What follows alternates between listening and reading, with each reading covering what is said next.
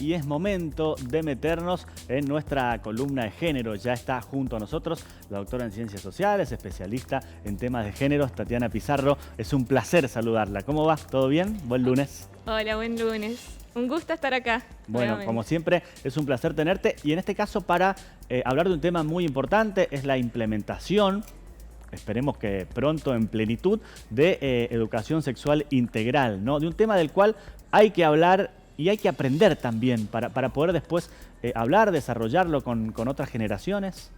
Tal cual. De hecho, esta es una ley, la ley 26.150, se sancionó en octubre del 2006. Imaginarás la cantidad de años. El año pasado justamente cumplió 15 años, este año, obviamente, los 16.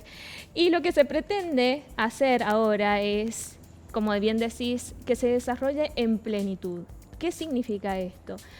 Hay varias críticas respecto a la educación sexual integral, pero esto se debe básicamente, como su nombre lo indica, a la palabra, y hay que tener cuidado nosotros, los comunicadores, en la palabra sexo. Automáticamente, cuando uno dice educación sexual integral, la gente lo relaciona con clases de sexo. Y esto lejos está de ser así. De hecho, cuando se habla de la educación sexual integral, se habla del autocuidado en cuanto a los niños, niñas, adolescentes, incluso los adultos, de cómo respetar el cuerpo de uno, cómo respetar el cuerpo del otro y las relaciones sexoafectivas. Paradójicamente, nuestro país es un país que ha llevado en plenitud distintas medidas relacionadas al género. Pero ¿qué pasa cuando uno trata de hablar de temas sexuales y reproductivos? Hay lugares en los que hay bastante reticencia. ¿Y esto a qué se debe? Justamente vivimos en una sociedad súper patriarcal, en una sociedad en la que hablar plenamente de sexo y hablar de penes, vaginas, resulta justamente resonante. ¿Y a qué se debe? Más allá de la coyuntura que vivimos en cuanto a los derechos sexuales y reproductivos, tiene que ver con esto que hablaba, de ser conservadores.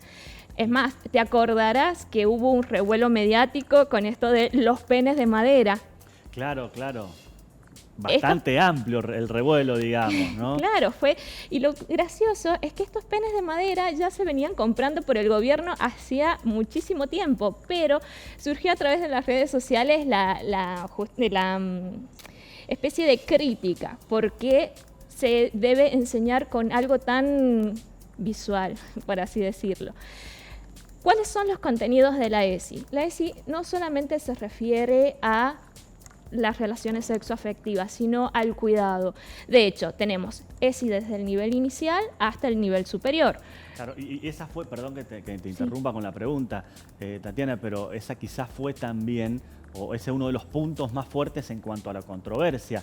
Esto de mi nene o mi hijo o mi hija va a jardín y le van a estar enseñando cosas de sexualidad con una edad tan temprana, ¿no? Cuando hay una cuestión que es correlativa, si se quiere, al aprendizaje en esa edad.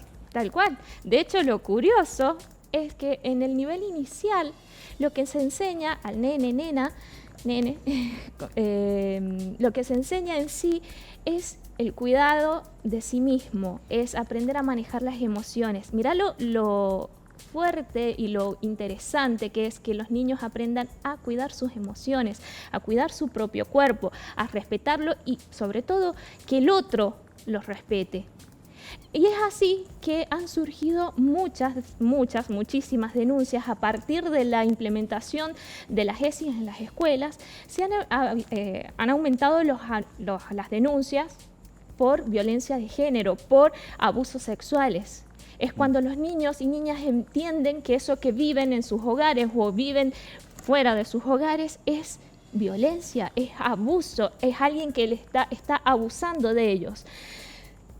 En el nivel inicial se trata de eso. Ya en el nivel de secundaria y demás se tratan otros temas como los derechos sexuales y reproductivos, cómo evitar embarazos no deseados, las enfermedades de transmisión sexual, etc. Y fíjate vos que cuando preparaba este tema en la columna, yo decía, nosotros nosotros no hemos sido educados con ESI. ¿Sí? Y mira la importancia que tiene en nuestras relaciones en cuanto a el manejo de las emociones, en el manejo de nuestros cuerpos, en el manejo del cuidado de uno y de otros. Entonces, yo me pregunto, ¿por qué hoy por hoy hay tanta reticencia al desarrollo de la ESI en las escuelas? De hecho, el observatorio de la ESI, hay un observatorio federal de ESI que dice que solamente el 80% de los alumnos aduce que no han percibido en su educación la ESI.